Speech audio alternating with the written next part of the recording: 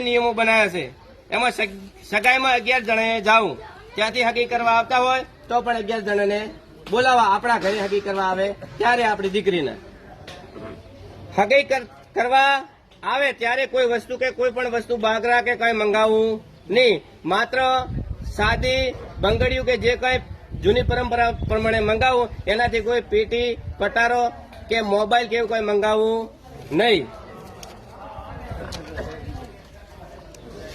હગઈ ગમે એટલા વર્ષ રહે પણ એ કપડા માત્ર ને માત્ર આપણી દીકરી હગી કરેલો 4-5 વર્ષ હગઈ રહે તો એક જ દરના દિવાળી આવે તો દિવાળીને, ઉતાણી આવે તો ઉતાણી, એક જ દરના લુગડા મંગાવવા.